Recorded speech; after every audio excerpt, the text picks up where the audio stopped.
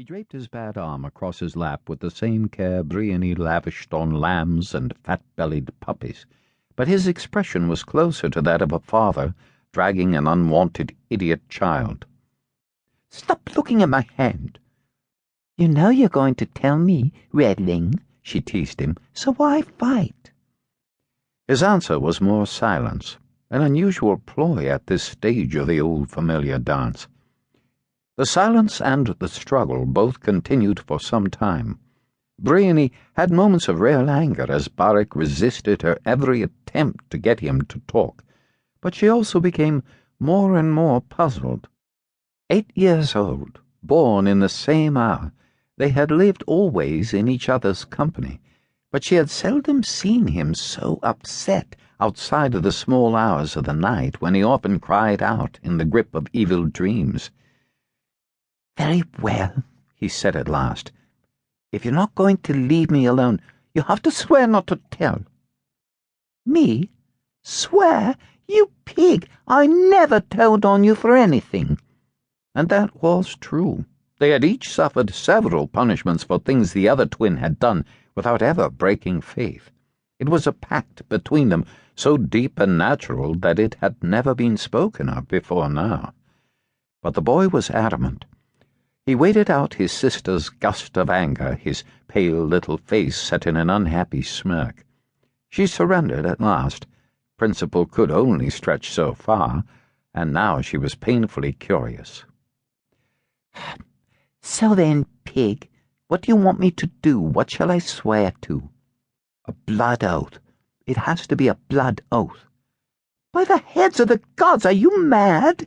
She blushed at her own strong language and could not help looking around, although, of course, they were alone in the pantry. "Blood? What blood?" Barrick drew a poniard from the vent of his sleeve. He extended his finger and, with only the smallest wince, made a cut on the tip. Briony stared in sickened fascination.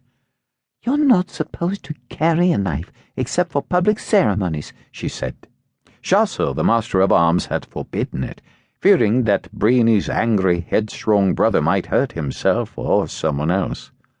"Oh, and what am I supposed to do if someone tries to kill me and there are no guards around? I'm a prince, after all. Should I just slap them with my glove and tell them to go away? Nobody wants to kill you." She watched the blood form a droplet, then run down into the crease of his finger. "Why would anyone want to kill you?" He shook his head and sighed at her innocence. "Are you just going to sit there while I bleed to death?" She stared. "You want me to do that too? Just so you'll tell me some stupid secret?" "So then," he sucked off the blood, wiped his finger on his sleeve, "I won't tell you. Go away and leave me alone." "Don't be mean." She watched him carefully. She could see he would not change his mind. He could be as stubborn as a bent nail. "Very well, let me do it." He hesitated, clearly unwilling to do something as unmanly as surrender his blade to his sister, but at last let her take it. She held the sharp edge over her finger for long moments, biting her lip. "Hurry!" When she did not immediately comply, he shot out his good arm, seized her hand, and forced her skin against the knife blade. It cut, but not too deeply. By the time she had finished cursing him, the worst of the sting was over. A red pearl appeared on her fingertip. Barrick took her hand, far more gently now, and brought her finger against his.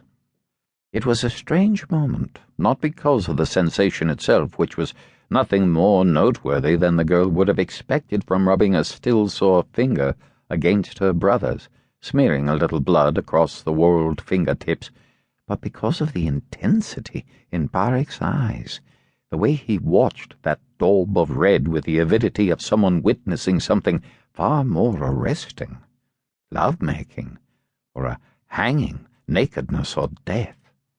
He glanced up and saw her staring. "Don't look at me like that. Do you swear you'll never reveal what I tell you, that the gods can punish you horribly if you do?" "Barrick, what a thing to say. I'm not going to tell anyone, you know that. We've shared blood now.